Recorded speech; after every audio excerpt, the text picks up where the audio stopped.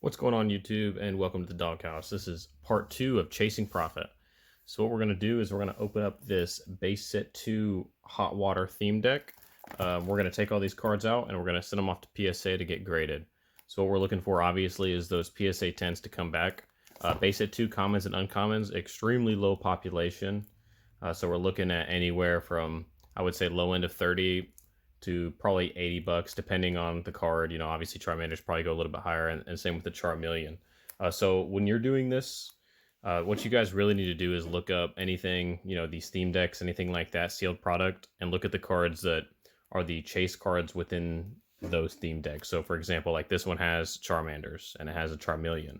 Other decks from base set 2 don't have any starters. So you want to know, you still want that fallback plan of like, hey, if these all come back 9s, I can still make a little bit of money.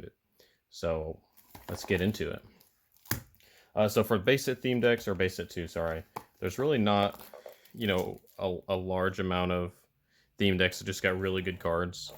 For example, like the Overgrowth theme deck, you know, has the Gyarados, which is a pretty popular card. Jungle has, this one had the Vaporeon. Same for the Neo. Like the Neo commons and uncommons are pretty good, but like this one, Asmorel, like not a super sought after card, but if you had the Neo Destiny Dark has the Typhlosion, that's a pretty good one. But these are still relatively cheap, and by relatively cheap at this time, I bought this one for 150, which was actually, you know, a little bit higher.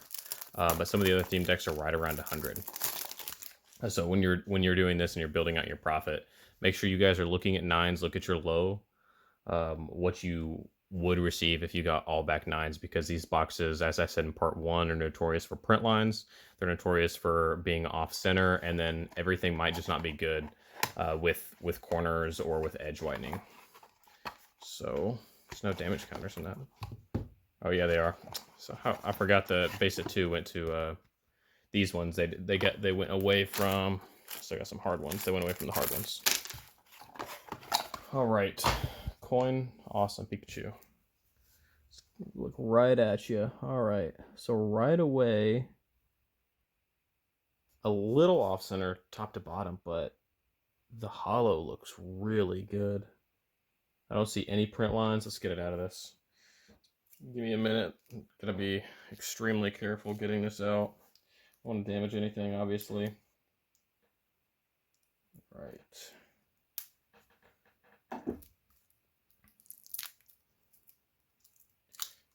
And then sometimes what's good about the later set is them not sticking to the card or leaving residue. All right. So right away, and this thing's got a little dust on it. Let's take a look at it. What do you guys think? I don't see, ooh, maybe there's a you can kind of see it right here. Yeah, right at that angle, you should be able to see it. But one print line does not mean you can't get a 10 out of it. The only thing on this one that I think might hurt it is the centering. It is a little bit further right to left, but we'll see. So let's go ahead and get this guy sleeved up. And then never touched again until it comes back in a case. But either way, beautiful card. I want to say I'll put the 10s down at the bottom if I find any data on it. But like I said, a lot of these are low population, so be a lot. It's a little bit harder to find any real sales data on it. I'm trying to think of what Poliwrath was going for as a base set 2 PSA 10. Nothing crazy. Maybe like $200 or $300. But like I said, if I find it, it'll be on the bottom of the screen. But when you guys are also building this out, you really do need recent sales data. That's probably your best bet. Don't anything really far out, just not that accurate, especially with the recent Pokemon boom. Right, Pokemon Trainer, energies. So I'm gonna move through these pretty quick. But if you're not here because you're not trying to make profit or build any PSA sets out, then stick around and just see really what's in these things. All right, so Dotrio. So really the next big thing is to look at the condition. So you've got a white nick at the bottom. Then centering is all right. I won't do that on all of them. Just wanted to check because a lot of times these are all going to be cut from the same sheets. So you can expect the same, really cuts here and there, or really the big things at centering. So like this one, so like that one's not going to be sent off just because of that top. but that's really the risk you take. So the ones we care about are going to be the next 4. Or care about the most, I should say. So let's start with Charmeleon. So a little bit of whitening at the bottom. Might be able to clean that up.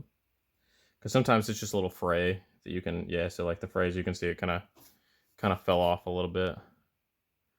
So really good card. So I'm going to sleeve up those 4. We'll look at the Charmanders too.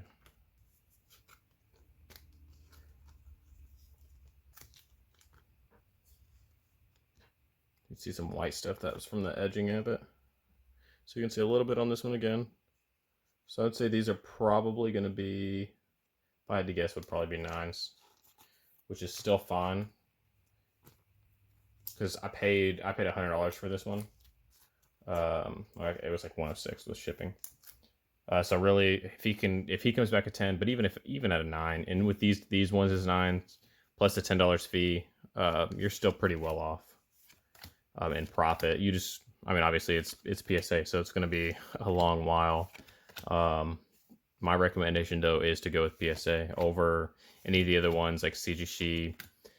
It's just, I mean, when you look at reseller, what people really want for their collections, they're going to want the, the PSA, maybe Beckett, but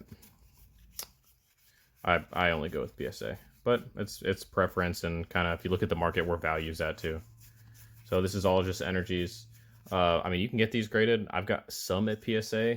I mean, it's the only problem is it's $10. I mean, if you want to pick a couple out, you're probably going to get about 25 to 30 for those. So it's still good profit, but like I said, I mean, overall, they still look pretty good though, and they're all mint cards. So much better quality than that Overgrowth deck was that I showed you guys in part 1. But I hope you guys enjoyed the video, and good luck out there.